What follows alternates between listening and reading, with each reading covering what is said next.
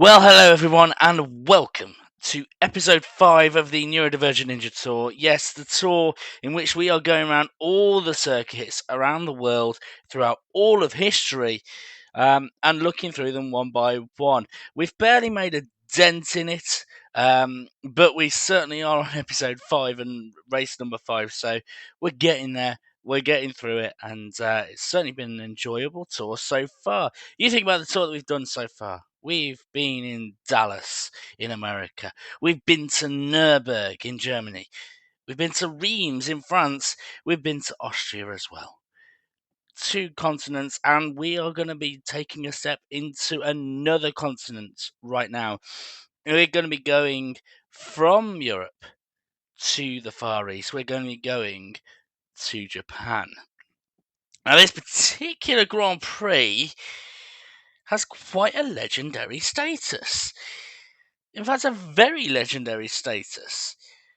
Very much a track I've been looking forward to do for quite some time. But I looked into it, and I'm almost surprised that it has a legendary status amongst Formula One fans, because when you think of legendary tracks like Monza, Silverstone, Nürburgring, which we've done, they've hosted a lot of Grand Prix. A lot of them have hosted one every decade. This particular track that we're going to be talking about has hosted four single races in Formula One. Bit weird to be considering it as legendary, but it is a legendary circuit. Now, here's the thing. When it comes to this Grand Prix, is when you think of building your perfect circuit, yes, you want to do the track itself. You want a really, really good track, good corners, all that sort of thing. But it's got to be in the right place too. You know, if it was in America, you'd want some good fashion landmarks. Maybe I don't know, having it in California with the Los Angeles sign in the background, or the Statue of Liberty. Let's say in Europe, again, similar sort of thing. Some good landmarks nearby. Maybe having it where you can see the Eiffel Tower in Paris or something amazing like that. How about Japan? What's the thing that Japan's most famous for? Well, probably like the sort of the India-Pakistan areas, it's for its mountains. It's for all of that. And the track that we're going to be talking about has exactly that. This is a spot on the track that we're talking about. Can you see that to your left? That's Mount Fuji. An famous and infamous mountain in Japan. It's one of the top places to go to. Yes, this track has the scenery, and aptly named the Fuji Speedway. Fuji Speedway in the foothills of Mount Fuji, absolutely perfect. And Mount Fuji's not the only mountain there. You can see there are other mountains. Literally, as you are driving around the circuit, all you are seeing is mountains in the background. So as a fan, it would be amazing. And as a driver, just having that in the background, absolutely special. And like I say, there's 4 races. So there's 4 separate winners, 4 individuals that have called this place home, that have enjoyed it, that whenever they think about Fuji, they think about positive things. And those particular drivers are Lewis Hamilton from 2007, Fernando Alonso from 2008, Mario Andretti from 1976, and James Hunt from 1977. Now, just look at those drivers again. Lewis Hamilton, a 7-time world champion. Fernando Alonso, a 2-time world champion. And Mario Andretti and James Hunt with 1 championship each. For 4 races, this has been won by a driver by drivers with world championships totaling 11 championships between them. That is some pedigree, especially enough when a track has different race winners, or maybe like has one or two races. This was one of those tracks. Absolutely was one of those tracks. Here's a funny thing though. We're going to be touching on James Hunt here. We're going to be touching on a track that he didn't win, the year that he didn't win, not the year that he did win. We're going to be touching on 1976. We're going to be talking about the highs now of Fuji. Just before we talk about the lows, we're going to be talking about the highs. And we are going to be touching on that 1976 track because Fuji had quite an impressive debut as a track.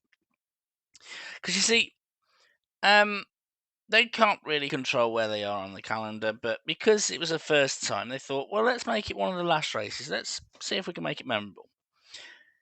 Now, it's a gamble being one of the last races on the calendar because, yeah, you might be the track that's the perfect place for a title fight. Just thinking of Brazil in 2008 as an example, Brazil in 2007, it has some pedigree. But you could also run the race that you end up being the last race when the title was already won about 6 races back, and your race is almost meaningless apart from the trophy parade. And so you are running a risk when you have your track as the last one on the calendar. However, for Fuji, their first debut as the last race of the season was the last race of one of the most epic title fights in Formula One history. Hunt and Lauda. And I mean that. Forget Rosberg Hamilton. Forget Verstappen Hamilton. Forget Hamilton Raikkonen. Forget Hamilton Massa. Forget all of that. This was one of the biggest rivalries. There was a lot of Hamiltons there, weren't there? I'm trying to think of another one. Honestly. Webber Vettel. I don't know. This was one of the most epic ones, though. 1976. You know, that crazy year when two completely opposite drivers in the way that they drove, two rivals that became friends, a horrific crash in the rain in Nürburgring that actually affected Niki Lauda's life, two rival teams at it in McLaren and Ferrari, who absolutely hated each other as well. And the last race of their season was to be held at Fuji. Fuji was amazing, right? It was an amazing track. The Fuji race. Hunt needed more points than Lauda. Lauda retired because of the severity of the rain, and he didn't want to risk his life because it was horrifically dangerous rain. Hunt battled on, but it wasn't easy for him. He had to battle through to get to third, which is what I think third or fourth is what he needed to win the title. So he battled through to get third, then had to pit, and then had to battle through to get third. He just about did it. And not only that, everything played up, so he had no idea that he was in third. So he didn't believe that he was world champion until someone absolutely confirmed it with him. It was the perfect curtain call for the most incredible season that there ever was. And Fuji had some special moments, particularly in that race. But now we're going to be touching on the lows a little bit here, because if this was such an incredible track, with incredible scenery, with incredible, passionate Japanese fans, which they absolutely are, then why is Fuji no more? Why do we not race on Fuji anymore? Well, it all stems back to what happened in the 2000s. What happened basically 16 years ago, 15 years ago, and 13 years ago. We're going to start touching on the issues that happened in the 2007-2008 seasons that really contributed to its demise. So the first thing we need to talk about is transport. In 2007, there was a problem when it came to transport. Now, you got to think of this in terms of a fan. You are probably parking 5, 10, maybe even 15 miles away from the track. You need transport to get there. There will have been like a coach company, a bus company, and everything like that arranged to sort it out. However, the entire shuttle bus network in 2007 was paralysed. Done. Gone. Stopped. Fans had to figure out different ways of getting there.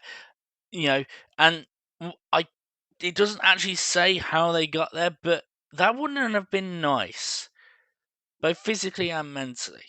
How are we getting to the track? I have no idea. Is it bikes? Is it walking? I have no idea. Are we taking taxis? I have no idea, but that would have been a dampener on fan spirits. The fact that there might have been something amazing going on that track, but to be there, you had to leave the car park at around 6, 7, 8 a.m. to get to the track in time. Not a great start. Then we have the view. And you're probably thinking, hold on, Ninja. You just said the scenery was amazing, the view was amazing. There would have been mountains, and a great track. Well, that's true. However, some of the seats weren't great at this track. Again, thinking about the fans here. I want you to imagine you've probably spent £100, £200 for a weekend ticket to go here, but potentially more. And you can barely see the track. There's something stuck in front of you. You're having to look around things. It happens all the time in stadiums and everything like that. There is going to be one seat where it's just restricted view, and there was a hell of a lot at Fuji. People could barely see what was going on, could barely see the track, and they'd spent the money that they had on it. Not great.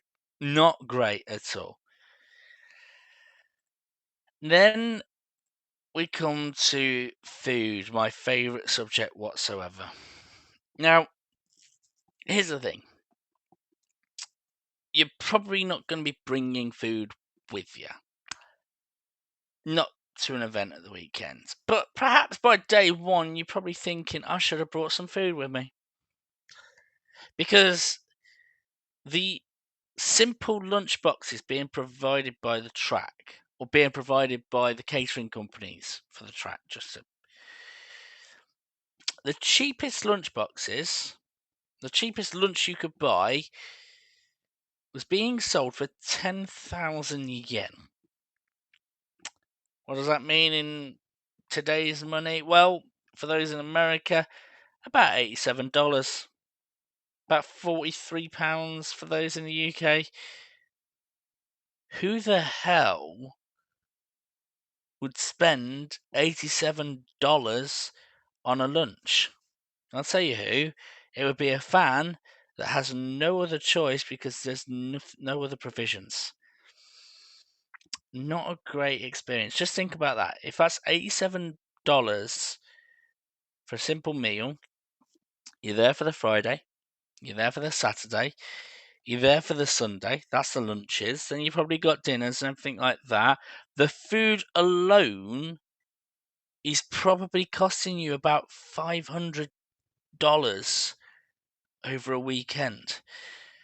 Now, I don't care how good the race is, you're not going to feel great about that.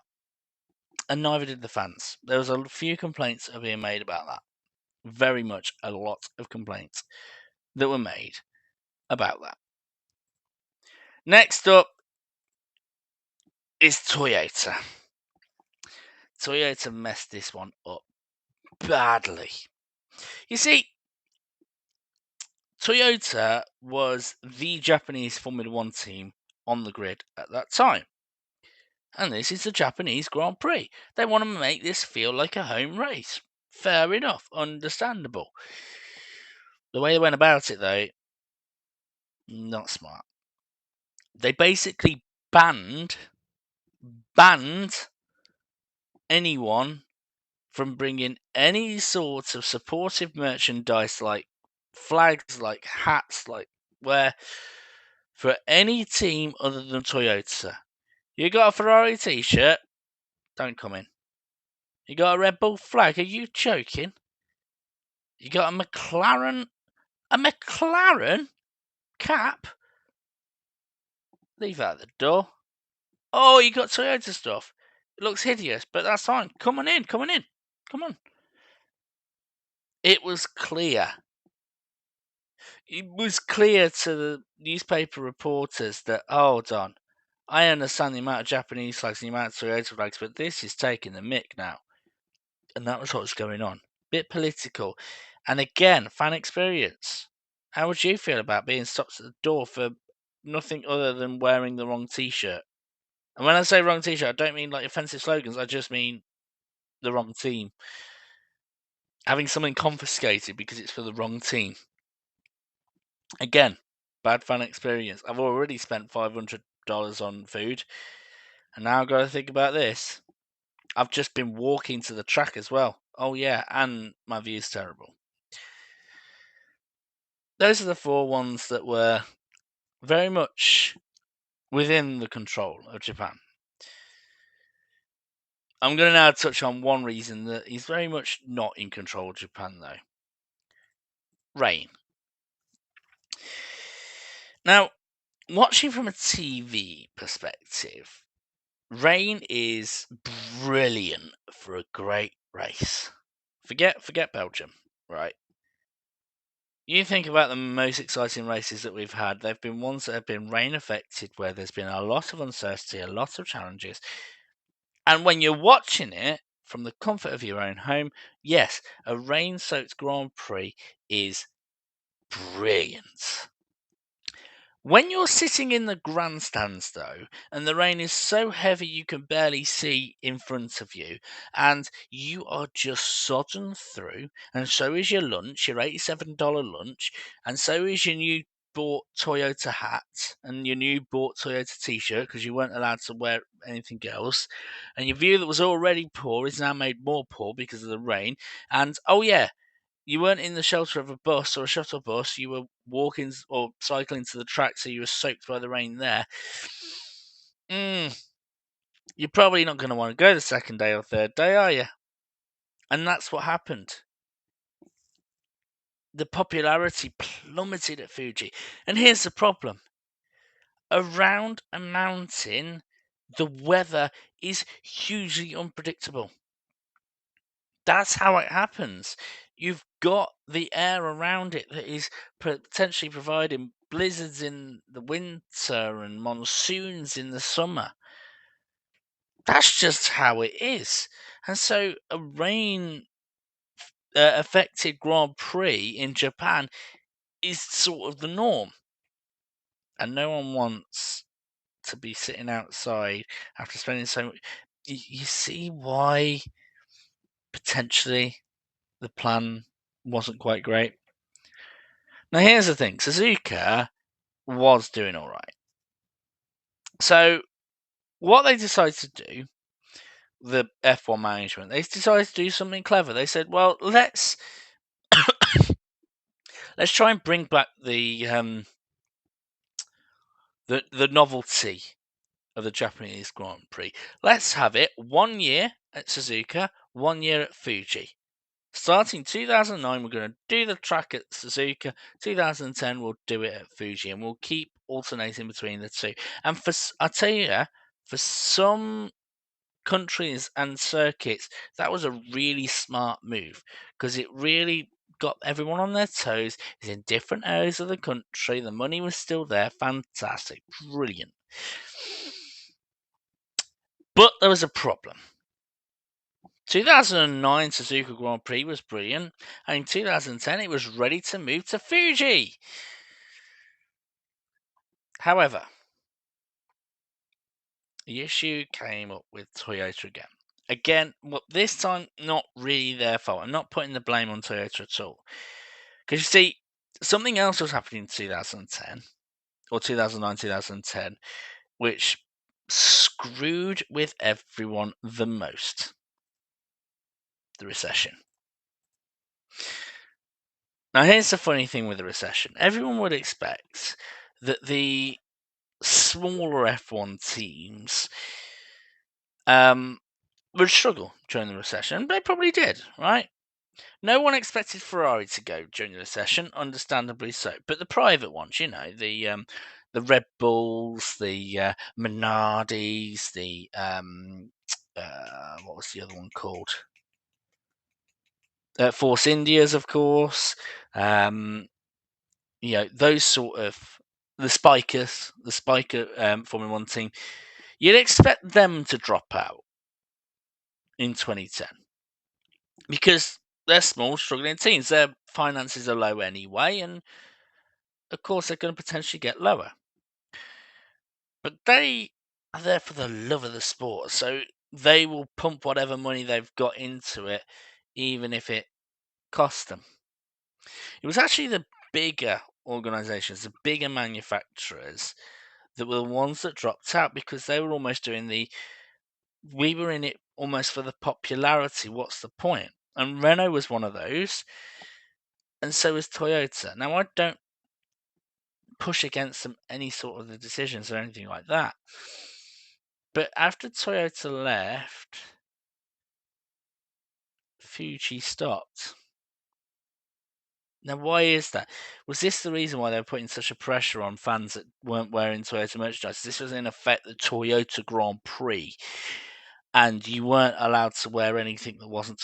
Is that what was going on here? Well, potentially so, because when Toyota left, so did Mount Fuji.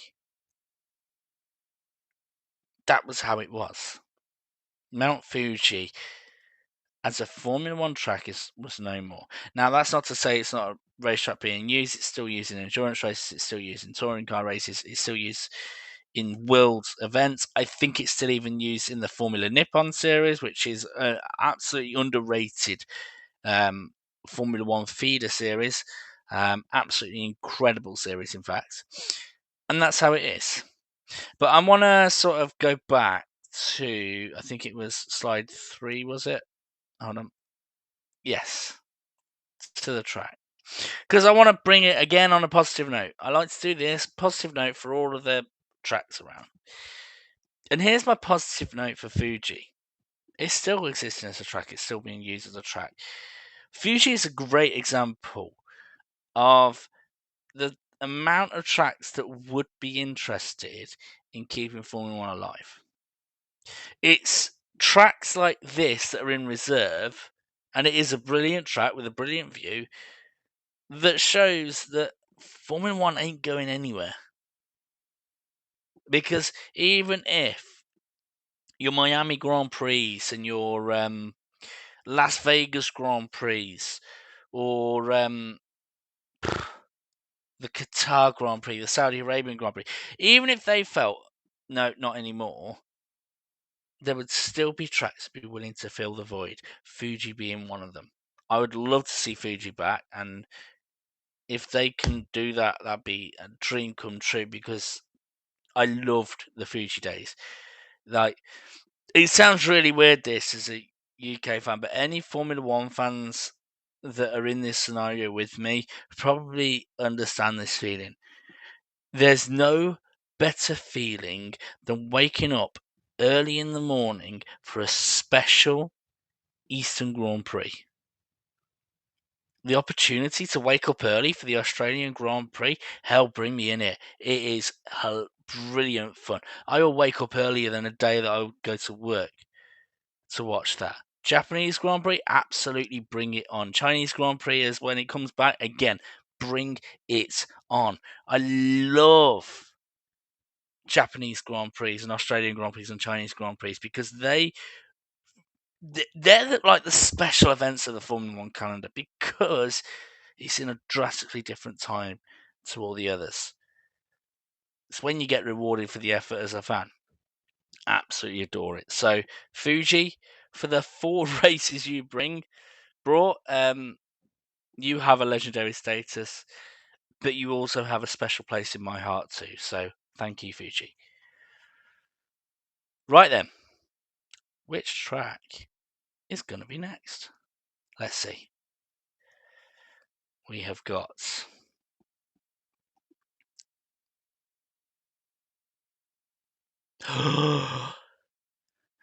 we have Spa. Oh, they're getting good now, aren't they? So, guys, looking forward to that episode with you. Yes, episode 6 will be the Spa-Francorchamps circuit. Looking forward to seeing you there. Feel free to like, subscribe, and comment with your opinions on any of these tracks that you've seen so far.